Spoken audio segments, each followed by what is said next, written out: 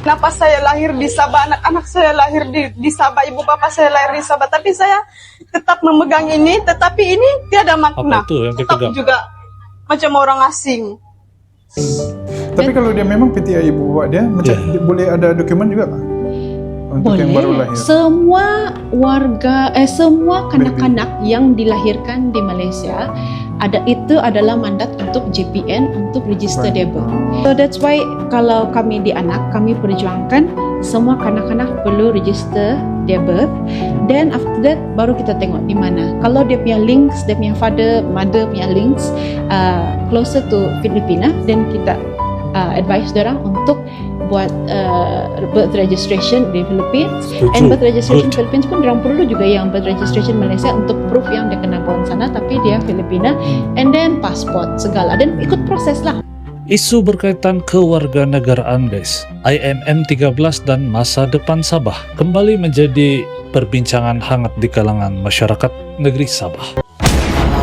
Cawan air mata tak jadi timbangan, kalau niat hanya jalan singkat, apa yang kau ambil tak sah tak lekat, takkan halal walau sebebat, kalau licik jadi pegangan. Hey ho, assalamualaikum guys, apa kabar? Saya BDT di BDT Crew akan menemani kawan-kawan semua dalam episode hari ini nih. Hari ini kita bakal react satu video guys. Lahir di Sabah tidak semestinya menjadi warga negara guys. Nah itu video yang akan kita react hari ini. Nah guys, baru-baru ini ada tular satu petition di mana memerlukan sign semua masyarakat di Sabah ini untuk sign lah satu petition ini untuk hantar kembali pemegang IMM 13. Nah, nanti link di ruang description di bawah, kalian boleh semak di bawah kalau kalian juga mau ikut sign. Jadi ini tular di sosial media baru-baru ini. Kembali ke topik hari ini nih, kita akan react satu video di mana lahir di Sabah tapi tidak semestinya menjadi warga negara Sabah. Ini kita bukan cuma bercakap tentang pemegang IMM 13 tapi tentang rakyat Sabah juga, oke? Sebab kadang-kadang ada di kawasan pedalaman Sabah, terutama yang tidak berdaftar sama JPN, dikategorikan sebagai status ataupun bukan warga negara. Nah, bagaimana nasib mereka? Hari ini kita bakal nonton video ini dan kita bincangkan di ruang kolom komentar secara matang nanti. Video yang saya buat reactions hari ini bertujuan untuk membuka ruang perbincangan matang dan menghormati pelbagai pandangan. Tidak kiralah siapapun di ruang kolom komentar di bawah. Semua kawan-kawan yang sedang menonton, penonton dipersilakan berkomentar selepas kita nonton video ini sampai tamat nanti guys. Jadi jangan lupa klik like, comment, share, aktifkan tombol lonceng. Dukung channel ini, dukungan kalian sangat bermakna untuk saya terus react video-video yang menarik ataupun bikin konten-konten menarik seputar Sabah dan Sarawak. Oke guys, tanpa buang-buang waktu, let's go, kita nonton. 1, 2. Kenapa saya lahir di Sabah, anak-anak saya lahir di Sabah, ibu bapak saya lahir di Sabah, tapi saya tetap memegang ini, tetapi ini tiada makna. Apa itu yang tetap dipegang? juga macam orang asing. Berapa kali saya suruh ejen-ejen, berapa sejak keluar duit, lepas jelas-jelas hilang, kena tipu. Dia bilang ini boleh keluar IC lah, boleh keluar MyCas lah, sampai duit simpanan pun mau kena pakai sudah gara-gara mau berurusan ini benda. Sana sini. Bayangkan berapa kali sudah. Anak lagi di dapat sekolah. Pernah kan diperasuk oleh kuasa maksudnya ditangkap kan? Pernah. Minta duit kan?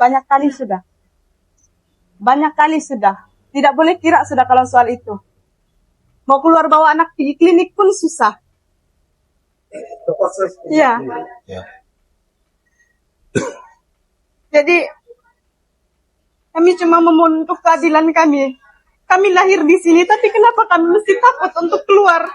Kasihan, memang kasihan guys, tapi kan kita ada undang-undang. Jadi inilah nasib-nasib pemegang IMM 13 ini. Bukan semua, kita tidak boleh pukul rata semua guys. Jadi kalau pandangan saya perkara ini harus diambil tindakan lah. Kan kalau kawan-kawan pula macam mana, apa pendapat kalian dengan ini guys? Lahir di Sabah tapi tidak punya dokumen guys, tidak mempunyai kewarganegaraan dan dianggap sebagai stateless ataupun tidak mempunyai warga negara. Memang lahir di Sabah tapi status mereka bukan warga negara. Apa yang akan jadi anak-anak kami nanti kalau besar? Mau malam bertapuk lari pergi gunung. Apa ini? Apa Lari begini? pergi gunung. ini surat lahir apa untuk ini? Ini seperti kertas kosong. Tapi kami tetap simpan juga. Sebab kami berharap menunggu tidak kiralah sampai tua kah, sampai bila kami berharap ini ada keadilan surat lahir. Tapi kenapa tiada? Untuk dapatkan ini pun susah. Mungkin sudah membayar. Kena perlu bayar.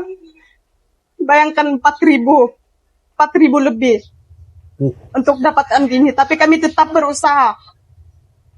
Jadi itulah kami semua mau perlukan keadilan, mau perlukan belas kasihan untuk supaya keluar bawa anak pergi klinik senang, anak-anak dapat sekolah senang. Apa pendapat kamu guys untuk ini? Bukan soal berperi kemanusiaan kah Saya tidak guys, share tapi satu saya punya pengalaman pribadi. coba dengar nih. So there's one time saya antar saya punya pekerja dengan anak dia pergi register tadika. So bila saya antar pergi register tadika, pekerja saya ini orang rungus. Pekerja saya ini orang rungus, saya ulang. Lepas itu tiba-tiba kan pekerja saya itu keluar balik. Dia bilang, tidak cukup duit saya mau bayar tuh pendaftaran tadika. Saya kenapa tadika mahal sangat? Saya bilang, sampai 4.500 ni apa hal? Saya bilang. Jadi saya pergi tempat cikgu tuh, kenapa cikgu mahal?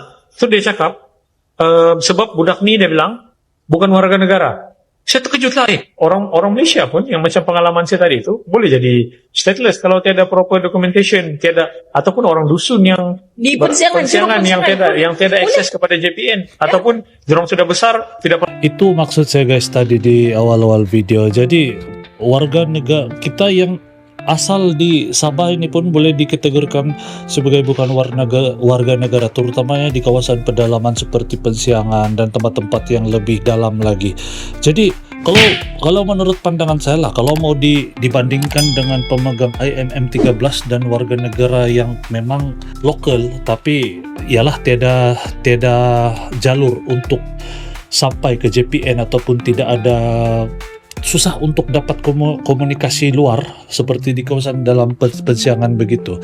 Saya rasa lebih patut diutamakan di kawasan Pensiangan dulu sebelum pemegang IMM 13. Apa pendapat kamu semua guys? Coba komen di ruang kolom komentar di bawah. Kalau menurut saya begitu, itu patut diberikan perhatian kepada kawasan-kawasan pedalaman di Sabah ini. Sebab saya yakin di dalam pedalaman Sabah ini masih banyak yang belum mempunyai dokumen-dokumen yang sah, ataupun seperti yang kita baru dengar tadi. Ini orang rungus sendiri guys, lokal Sabah rungus. Anak dia tidak terdaftar di dalam JPN. Nah, dan dikategorikan sebagai stateless ataupun bukan warga negara. Nah, berapa kasihan yang begitu. Ini lagi kasihan daripada video yang awal kita menonton tadi guys. Bayangkan di Sabah sendiri masih wujud seperti ini. Jadi kalau dibandingkan dengan pemegang IM 13 dan lokal Sabah, saya rasa lokal Sabah yang harus didahulukan lah. Ini pendapat saya pribadi. Kalau kamu macam mana? Coba komen. pernah ada surat kahwin, tidak pernah pergi JPN, tidak pernah pergi church, tidak pernah pergi Jakim.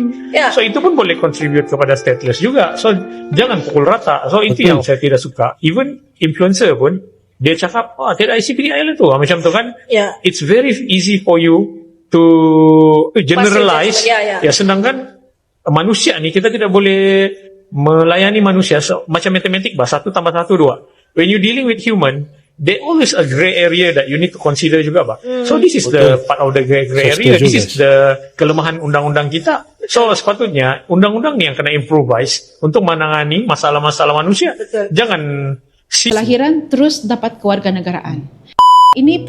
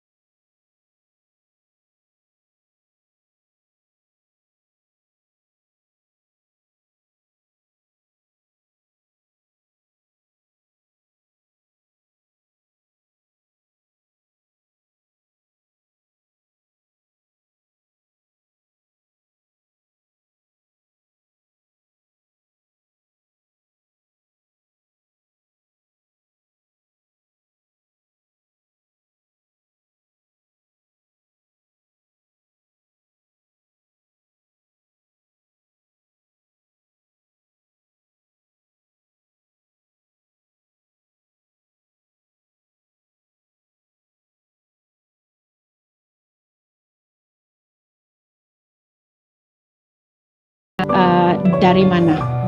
Oke guys, jadi video pertama tadi kita lihat pemegang IM13 menangis-nangis. Dia bilang apalah guna nih birth certificate, dia bilang, ataupun sijil kelahiran. Jadi jawaban dia ada di sini guys. Sijil kelahiran itu cuma sebagai satu data pendataan supaya kita JPN ataupun Jabatan Pendaftaran Negara tahu ibu bapak dorang bukan lokal, jadi anak dia itu memang sudah terdaftar sebagai anak bukan warga negara. Jadi itu cuma untuk memudahkan sistem pendataan. Tidak semestinya kalau ada itu sijil ataupun ada birth certificate itu ataupun sijil kelahiran kau otomatis jadi warga negara Sabah atau Malaysia, warga negara Malaysia. Macam contoh, saya bagi contoh paling senang untuk faham, untuk lebih jelas lah. Andai kata, oke, saya orang Jepun. Oke, saya orang Jepun tapi saya lahir di Malaysia. Apakah itu akan membuatkan saya begini, untuk lebih senang. Ibu bapak saya orang Jepun, lepas itu saya orang Jepun, saya lahir di Sabah. Jadi apakah itu akan membuatkan saya sebagai warga negara Sabah, warga negara Malaysia? Nah, itu tanda tanya ada. Itu dia punya garis besar daripada ini, oke? Jadi kita sambung nonton dulu. So that's why kalau kami di anak, kami perjuangkan semua kanak-kanak perlu register their birth. Then after that baru kita tengok di mana. Kalau dia punya links, dia punya mother punya links closer to Filipina, then kita advise orang untuk buat birth registration di Philippines. And birth registration Philippines pun orang perlu juga yang birth registration Malaysia untuk proof yang dia kena buat sana tapi dia Filipina, and then passport segala, dan ikut proses lah. Ya, supaya ada tuh permulaan. Supaya ada permulaan. Tetapi kalau kita tidak mau orang kena register, actually kita tambah masalah dan biasanya orang terus kita cakap saya sangat suka dengan penjelasan di akhir video tadi, dan itu sangat jelas guys. Jadi banyak pemegang IMM13 tidak kiralah siapapun. Ini bukan mencari sensasi, bukan apa, tapi ini kita bercakap tentang soal fakta guys. Banyak pemegang yang bilang kami lahir di Malaysia, sepatutnya kami jadi warga negara Malaysia. Tapi permasalahan dia di sini nih guys. Di mana apabila mereka merasakan mereka sama kategori ataupun sama taraf dengan lokal. Jadi itu yang selalu bertelingkah. Padahal sistem yang sudah ada ini sekarang, kalau menurut saya, kalau diikut ini cukup bagus. Coba bayangkan. Kita kiralah kalau seorang bapak itu warga Filipina, ibu itu warga Indonesia.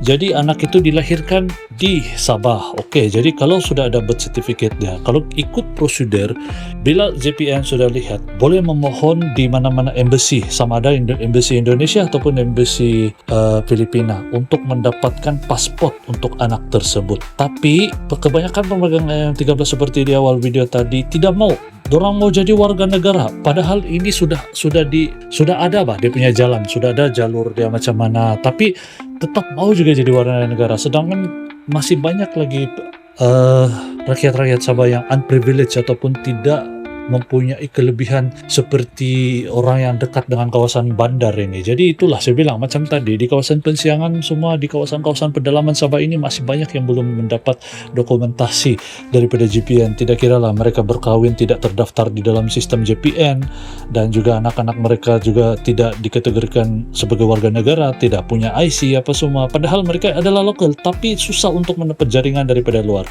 Mereka juga dikategorikan seperti stateless dan juga bukan warga negara. Dan kalau mau dibandingkan dengan PTI ataupun IMM13 yang cuma datang di Sabah atau di Sarawak, di Sabah lah kebanyakan yang datang di Sabah ini, mau dibandingkan dengan lokal. Jadi saya tidak heran kalau pihak pemerintah atau JPN lebih memilih, ataupun undang-undang di Malaysia ini lebih memilih untuk menolong atau membantu warga lokal untuk mendapat kewarganegaraan berbanding dengan PTI dan juga stateless IM13. Itu kalau menurut pendapat saya guys. Apa pendapat kalian? Nah, saya buka ruang kolom komentar di bawah untuk perdebatan sehat dan juga perbincangan sehat. Buat kawan-kawan semua, coba bagi pandangan kawan-kawan semua, dan saya rasa sampai di sini dulu video pada kali ini. Semoga bermanfaat dan dapat memberikan edukasi tentang apa yang sedang terjadi sekarang. Apapun, sampai di sini dulu video pada kali ini. Semoga bermanfaat dan jumpa lagi di video yang akan datang. Ingat guys, jangan mudah percaya dan jangan lupa klik like, komen, sama share, aktifkan tombol lonceng. Salam gokok dan assalamualaikum. Jumpa lagi good people.